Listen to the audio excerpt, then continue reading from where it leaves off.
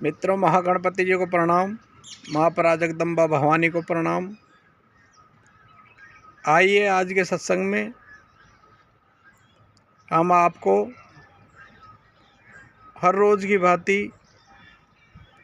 एक नई जानकारी देंगे। सत्संग हमारे मानव जीवन का बहुत ही मुख्य हिस्सा है। सत्संग के बिना ज्ञान की उत्पत्ति नहीं हो सकती और ज्ञान से ही कर्म और कर्म से ही भाग्य बनता है। भाग्य से प्रारब्ध और प्रारब्ध से हमें ये मनुष्य रूपी शरीर, ये मानव रूपी शरीर, ये जीव रूपी शरीर हमें मिला है। मित्रों, इस ब्रह्मांडों में 84 लाख योनियाँ बताई है। इन योनियों में सर्वश्रेष्ठ योनि मानव की बताई है। यह मानव इस मानव योनि का कोई महत्व नहीं समझता है और सांसारिक भोगने में ही इस पूरे जीवन को नष्ट कर देता है और उस परमपिता परमात्मा का, आत्मा का कोई चिंतन नहीं करता, कोई नाम जप नहीं करता। मित्रों,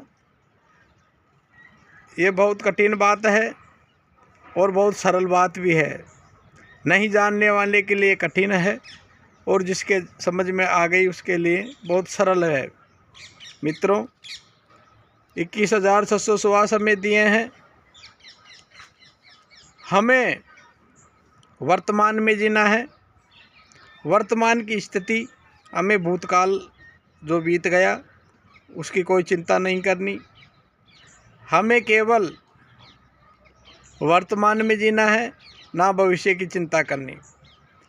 वर्तमान में हम संसार के प्रत्येक कर्म करते हुए भी नाम जप, ईश्वर चिंतन कर सकते हैं और इस पवित्र आत्मा को, इस जीव को ब्रह्म में परिवर्तित कर सकते हैं, क्योंकि ईश्वर का अंश इस जीव को बताया है। ईश्वर अंश जीव अविनाशी, चेतन अमल सहज सुख राशि। यानी कि ये जीव नहीं, ये अविनाशी है, लेकिन 10 दोषों से 10 दोष हैं, इन दोषों से पीड़ित होने के कारण ये जीव भोगता है। जैसे ही 10 दोषों से मुक्त हो जाता है, तन के, मन के और वचन के दोष होते हैं। आज हम चर्चा करेंगे आज के सत्संग में रस। ये 9 रस मुख्य रूप से बताए हैं। ये 9 रस कौन कौन से हैं उनके बारे में चर्चा करते हैं। शास्त्र संस्कार से रहित होवे, तब वस्त्र भूषण आदि शोभा के अभिमान करी श्रृंगार रस को दिखाती है।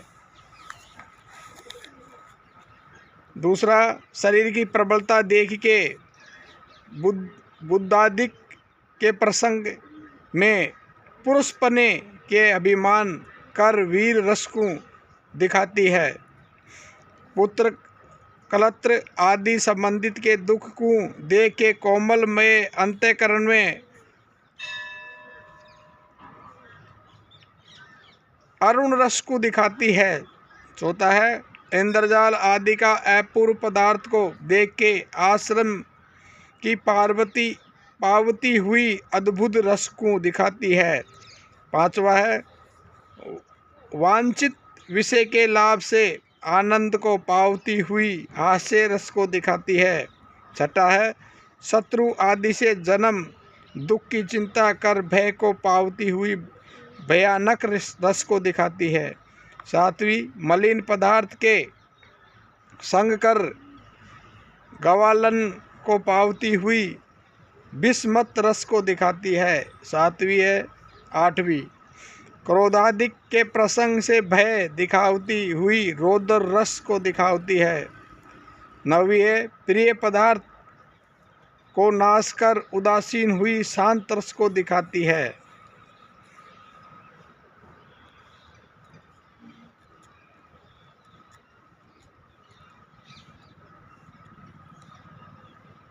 अब ये 9 रस जिसके बारे में हमने आपको बताया है, ये 9 रस की जानकारी हमने छोटी सी वीडियो डाल के आप तक पहुंचाई है। मित्रों, हमारे चैनल द्वारा दी गई जानकारी अच्छी लगती हो आप हमारे चैनल को लाइक करें, शेयर करें और सब्सक्राइब करना ना भूलें, क्योंकि आपका एक सब्सक्राइब ही हमारे चैनल को नई दिशा देता है। हरि ओम, हरि ओम।